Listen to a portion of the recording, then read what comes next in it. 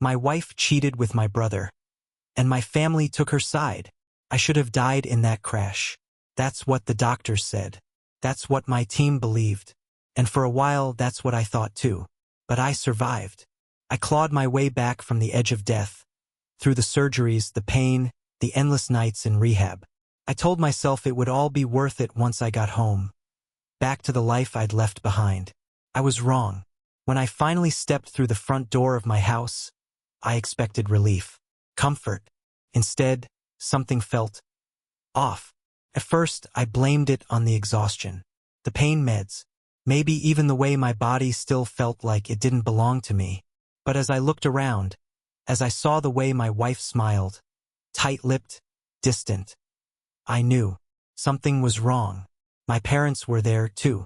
They hugged me, told me they were proud, that they were grateful I made it home. And then there was my brother, standing at the edge of the room, shifting his weight like he couldn't wait to leave.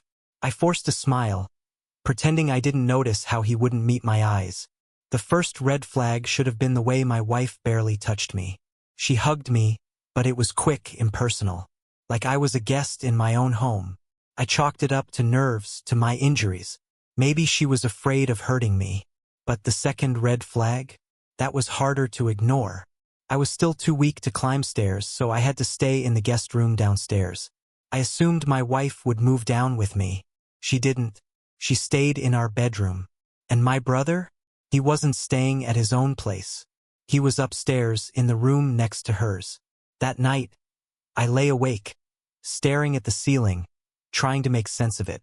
My mind ran through 100 excuses, each one worse than the last. Maybe he was just helping around the house. Maybe I was imagining things. Maybe I wasn't. Days passed, and the distance between us grew wider. She wasn't just avoiding me. She was avoiding my questions. My brother was always around, always upstairs when she was. And my parents? They acted like everything was normal. Until one night when I decided I couldn't ignore it anymore. Pain shot through my body as I forced myself to stand. Every step was agony, but I didn't stop. I needed to see for myself. I needed proof. I gritted my teeth and climbed the stairs, one by one, gripping the railing like my life depended on it. Maybe it did. Then I heard it. Laughter. Low voices. The unmistakable sound of my wife's giggle, the one she used to save just for me. The walls felt like they were closing in. My pulse pounded in my ears. My whole world tilted as I reached for the doorknob and pushed the door open. And there they were. My wife, my brother, together. The pain of my injuries was nothing compared to what I felt in that moment. I don't remember the first words that came out of my mouth. Maybe I shouted. Maybe I didn't. But I do remember the way they looked at me when they realized I was standing there. Frozen. Guilty. Like animals caught in a trap. My wife's eyes widened in shock, her hands scrambling to pull the sheets around her, as if that would somehow erase what I had just seen.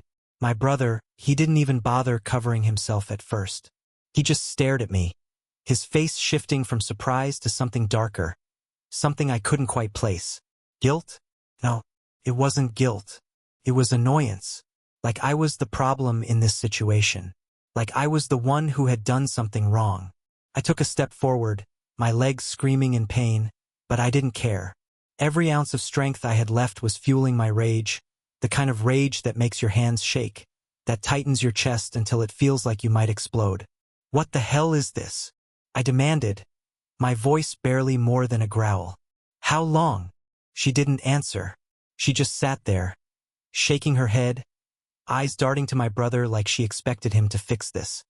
He let out a breath, finally pulling the blanket over himself, and then, with the audacity of a man who had no shame, he actually spoke. You weren't supposed to find out like this. Like this? Like there was any acceptable way for me to find out that my own brother had been sleeping with my wife? Like there was some softer, more reasonable way for my entire world to be shattered? I clenched my fists, my whole body trembling. But I was weak. Too weak to do what I wanted to do. If I had been at my full strength, I don't know what would have happened in that moment. But my body betrayed me just like they had. The pain in my back flared up, and my knees buckled.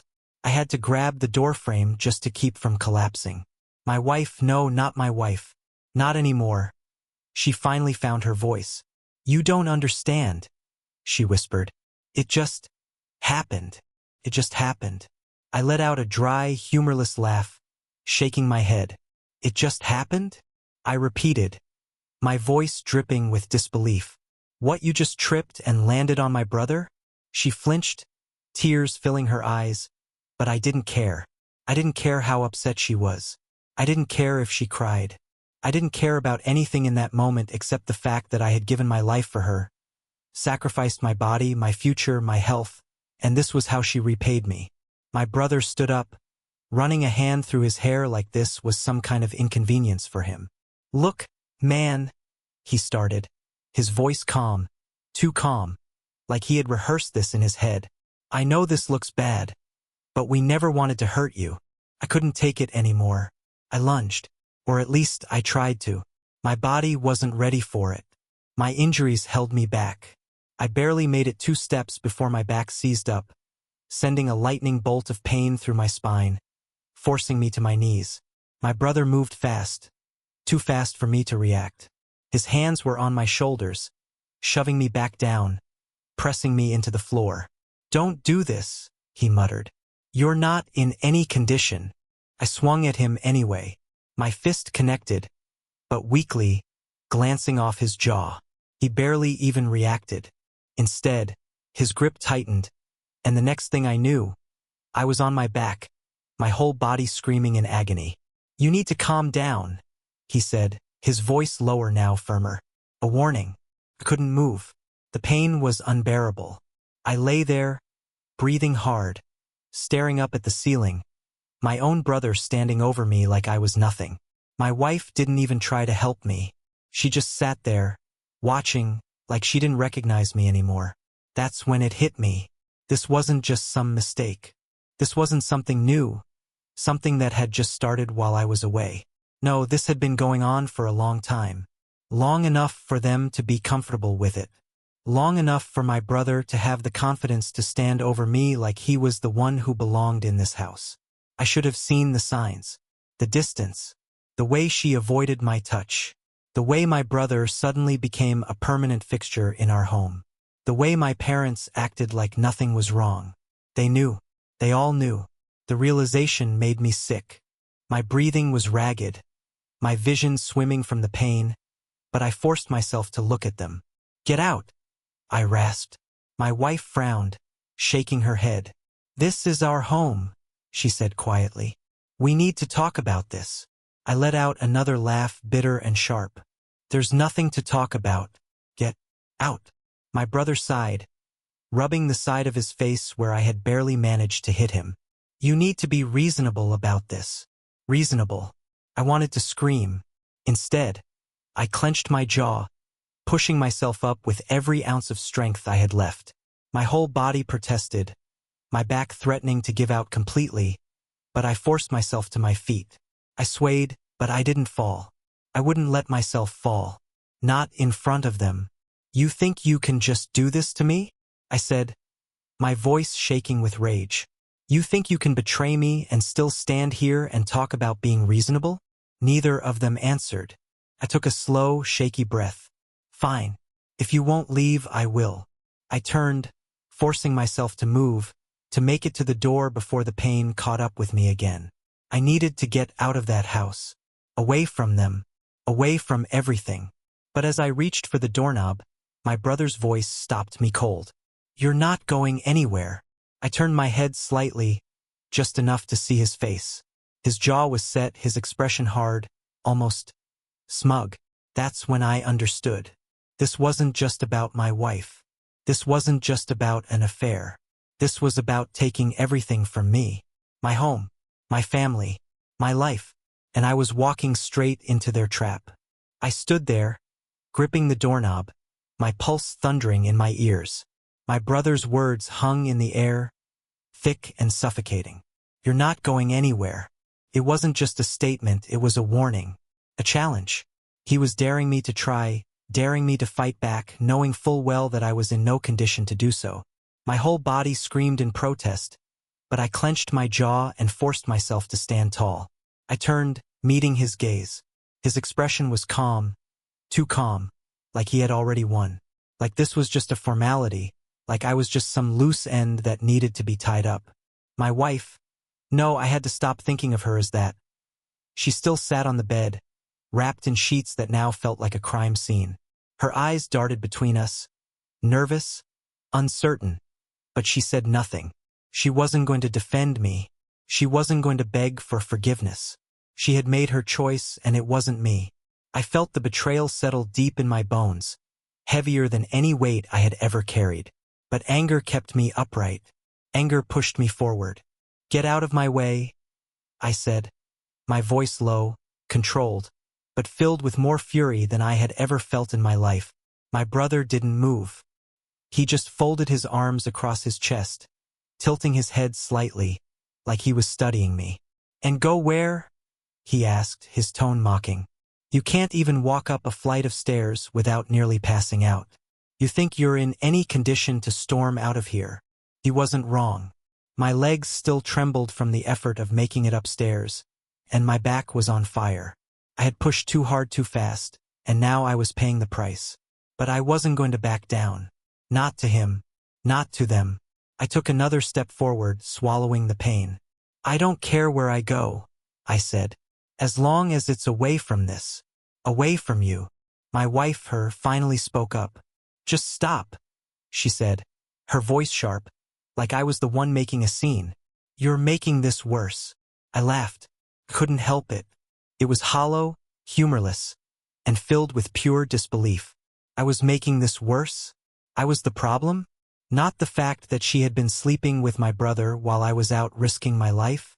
Not the fact that my entire world had been ripped out from under me?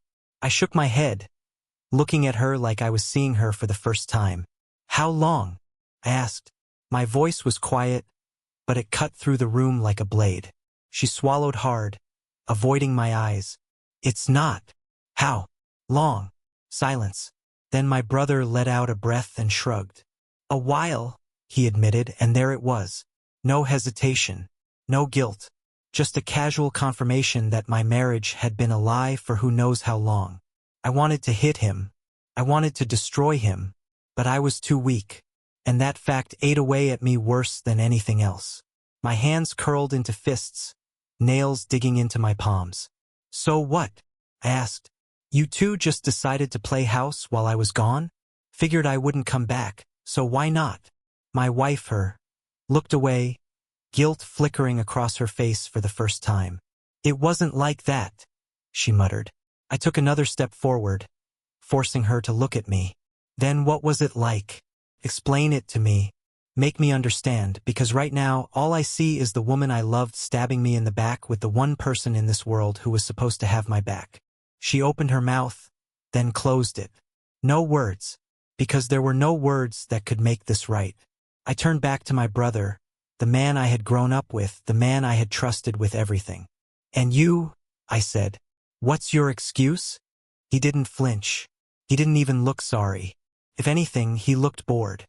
"It happened," he said simply, "and we're not apologizing for it." I felt something snap inside me. My whole body tensed, muscles coiling like a spring. But before I could do anything, before I could even process my next move, he took a step closer, his voice dropping. "You should leave, man. Go back to the rehab center. Get yourself sorted out.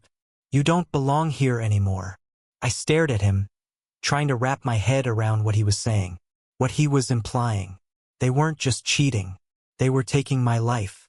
I had been gone for months, recovering, healing, and in that time, they had rewritten the story of my life without me. They had built something new, something that didn't include me. And now that I was back, they were kicking me out. I turned, my legs shaky but holding. I walked past him, past her, forcing my feet forward. I wasn't going to give them the satisfaction of seeing me collapse. Not again. But as I reached the stairs, my brother's voice stopped me one last time. "Oh, and by the way," he said casually, "Mom and Dad know." I stopped cold. I turned slowly, my breath caught in my throat. "What did you just say?" He smirked. "They know. They've known for a while, and they're fine with it. The world tilted. I had thought this was the betrayal. Them. My wife and my brother. But my parents? No, that couldn't be true. I forced out a laugh, shaking my head. You're lying. He just smiled. Go ask them yourself. I wanted to storm out of that house, march to my parents' doorstep and demand answers. But deep down, in the darkest part of me, I already knew the truth. That's why my mother had barely looked at me when I came home. That's why my father had kept his words short, his tone distant. That's why no one had seemed surprised when I stepped through the door. They had all known, and none of them had said a word. I turned away, my vision swimming, and forced myself down the stairs. My hands gripped the railing so hard my knuckles turned white, but I kept going, one step at a time, through the pain, through the betrayal, through the unbearable weight pressing down on me. By the time I reached the bottom, I knew one thing for sure. I had no family. Not anymore. I don't remember how I got outside. One moment, I was in that house, surrounded by betrayal so thick I could barely breathe. And the next, I was on the sidewalk, the cold air biting at my skin. My hands were shaking. Not from the pain, not from the weakness in my legs, but from the sheer rage boiling beneath the surface. My mind was a whirlwind, replaying everything over and over again, trying to make sense of something that would never make sense. My wife and my brother, my parents, they had all known. They had all accepted it. And no one had warned me. No one had stopped it. No one had even had the decency to pull me aside and tell me to my face. I felt sick. I needed to get away. I needed time to think. Time to figure out what the hell I was supposed to do next. But where the hell was I supposed to go? My house wasn't my home anymore. My family had turned their backs on me. I had nothing. I forced one foot in front of the other, every step a battle. The pain in my back flared up again, but I clenched my jaw and pushed through it. I wouldn't collapse. Not here. Not now. I needed to get somewhere safe before my body gave out completely. I barely made it a block before headlights flashed across my face. A car slowed beside me, and for one brief second, I thought maybe, just maybe, someone had come to their senses. Maybe my father had changed his mind, or my mother had found her conscience, or... The window rolled down, and I recognized the voice instantly. Jesus Christ, man. You look like hell. Timothy, my oldest friend. The one person outside of my family who had been there through everything. We had grown up together, enlisted together, fought side by side more times than I could count. He had been one of the first to visit me in the hospital after I got back. And now, somehow, he had found me here. I stared at him, my vision still swimming, my pulse still roaring in my ears. Couldn't even find the words. Tim didn't wait. He reached over, pushed the passenger door open, and jerked his head toward the seat. Get in before you fall over. I hesitated. I didn't want to be that guy, the one who showed up at his friend's door with nowhere else to go. But at the same time, I didn't have any other options. Pride be damned. I climbed in, wincing as I lowered myself into the seat, every muscle screaming in protest. Tim didn't say a word as he pulled away from the curb, but I could feel his eyes on me, studying me, waiting for me to explain. I wasn't ready. Not yet. We drove in silence for a while. The city lights blurred past the window, and I tried to focus on anything except the fact that my entire life had just gone up in flames. Finally, Tim sighed. You want to tell me what the hell happened? Or you want me to guess? I let out a breath, staring straight ahead. She was cheating on me. Tim didn't react. He just kept driving, his grip on the wheel tightening slightly. Yeah, he muttered. I figured. That got my attention. I turned to him, my stomach twisting. What the hell does that mean? He sighed again, running a hand through his hair. Look, man, I didn't know for sure. I suspected. I saw things, heard things, but I didn't have proof. And I wasn't about to come to you with something that might not have been real. I clenched my jaw, staring at him. How long? Tim hesitated. That told me everything I needed to know.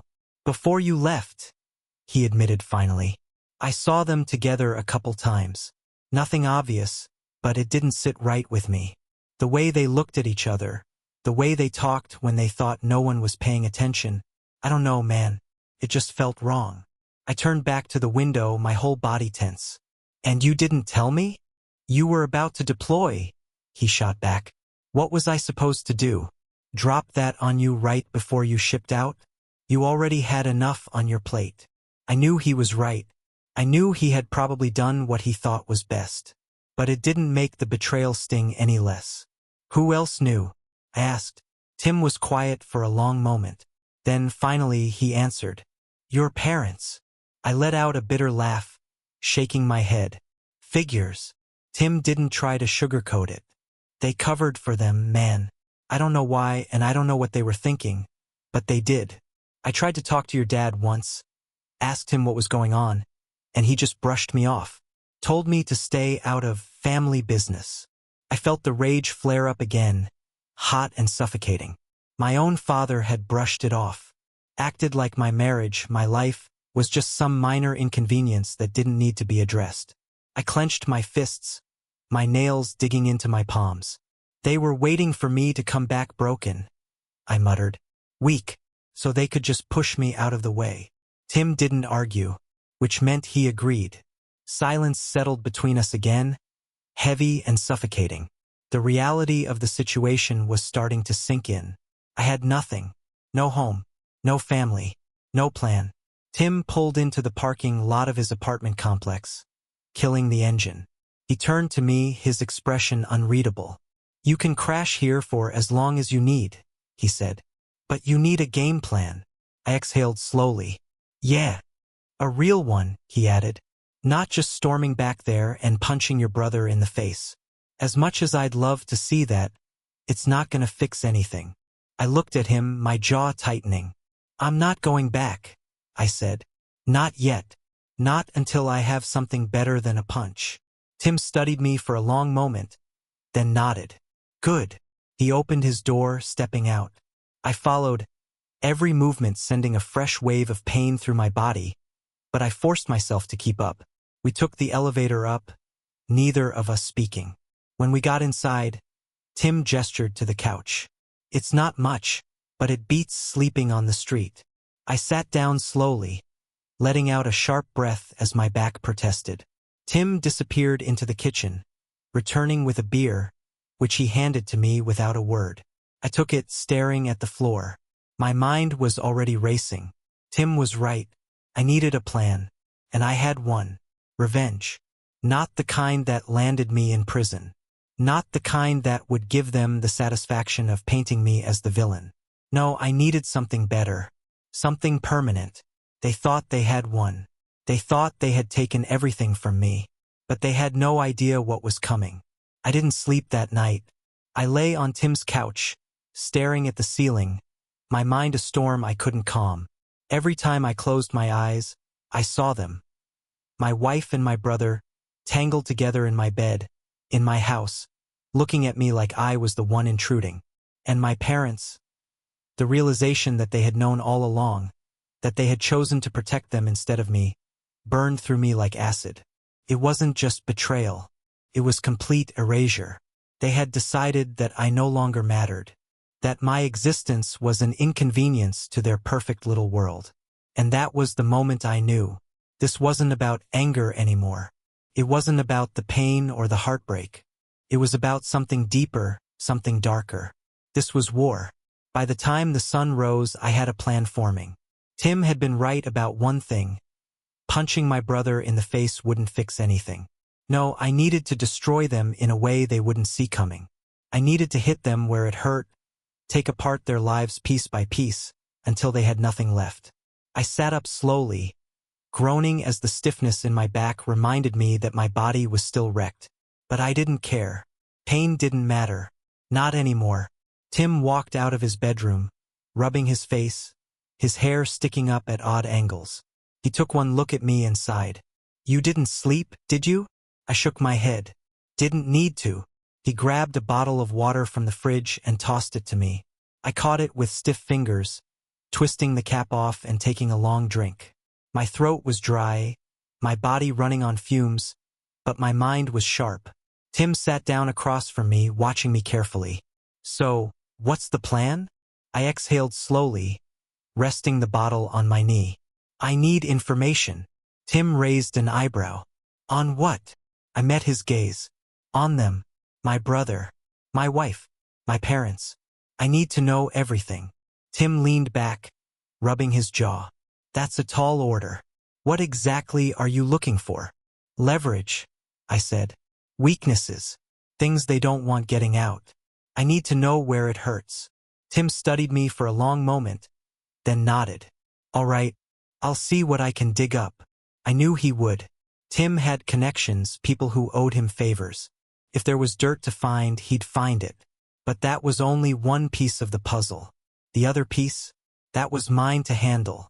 I spent the next few days lying low, resting when I had to, but mostly thinking, planning, waiting for the right moment. And then, out of nowhere, she called. Her name lit up my phone screen, and for a second, I just stared at it. My heart didn't race. My hands didn't shake. There was no hesitation, no doubt. Just cold, calm detachment. I let it ring until it almost went to voicemail, then I answered. Silence on the other end. A shaky breath. Then her voice, soft, uncertain. We need to talk. I let the words hang between us, waiting. I wanted to see how long she could last in the silence before she cracked. It didn't take long. Mason, please, she said, her voice breaking just slightly. I know you're mad, but I cut her off. Don't. She went quiet. You lost the right to the second you crawled into bed with him, I said evenly. So whatever excuse you're about to make, save it. Another breath. It's not an excuse, she whispered. I wanted to explain. I almost laughed. Explain? As if there was anything she could say that would make any of this make sense. As if I needed to hear her lie to me one more time. I glanced at Tim, who was watching from the kitchen, his arms crossed. I put the call on speaker. Fine, I said. Explain. She hesitated. It wasn't supposed to happen. We never meant to hurt you. It got complicated. I rolled my eyes. Right? Super complicated. What part, exactly? The part where you snuck around behind my back? The part where you convinced my own family to cover for you? Or the part where you let him put his hands on me while you stood there and did nothing? Her breath hitched. I didn't let him do that. I didn't want. But you didn't stop him, did you? Silence. I leaned back, staring at the ceiling. Why are you really calling? Another pause. Then, finally, I think I might be pregnant. Tim stiffened. My grip on the phone tightened, but my expression didn't change. I already knew where this was going. And you want me to believe it's mine? I said flatly. I don't know, she stammered. We were still together before you left. There's a chance. I laughed. A cold, empty sound. There's a chance? You expect me to fall for that? Mason, I swear, I'm telling the truth, she said, her voice pleading now. No, I interrupted. You're not telling the truth. You're doing what you always do. You're lying. She gasped softly, but I wasn't done. You think I don't know how this works? I continued. You cheated. You got caught. And now you're scrambling. You're trying to fix the mess you made. Trying to find a way to make me stay. But it's not gonna happen. Her breathing was uneven now, her composure cracking. I just thought you should know. No, I said. You thought you could manipulate me. You thought you could trap me. Silence. And then the real question. The one I had been waiting for. What are you going to do? She asked softly. I smiled. Not that she could see it, but it was there. I'm going to get a DNA test, I said. And when it proves what we both already know, you'll never hear from me again. I ended the call before she could respond. Tim let out a low whistle. Damn, he muttered. That was brutal. I turned to him. She deserved worse. He nodded. Yeah, she did. I exhaled, setting the phone down. We need to move faster. If she's desperate enough to pull this, then she's running out of options. I want to be 10 steps ahead when she finally realizes she's out of moves. Tim smirked. Lucky for you, I found something. I looked at him sharply. What? He tossed a flash drive onto the table. Bank statements. Jared's been moving money around. A lot of money. More than he should have. I picked up the drive, turning it over in my fingers. Where's it going? Tim's smirk widened. That's the fun part. He's been paying someone off. A woman. And from the looks of it, not just one. I felt my pulse slow. The pieces were coming together. Jared wasn't just a liar. He was a liability. And I was about to set his whole world on fire. I held the flash drive between my fingers, rolling it back and forth, feeling the weight of it. Not physically, just a tiny piece of plastic and metal, but what it represented. Proof. A crack in the foundation of the life they had built on my suffering. My brother, the man who had taken everything from me, wasn't as untouchable as he thought. He had skeletons of his own, and now, thanks to Tim, I had the key to ripping the closet doors wide open. Tim leaned back in his chair, watching me carefully. I haven't dug too deep yet, he admitted. Didn't want to leave a trail. But from what I've seen, he's been wiring money to multiple accounts. Same pattern every few weeks. Different names, different locations, but they all have one thing in common. I looked up. What's that? Tim smirked. They're all women.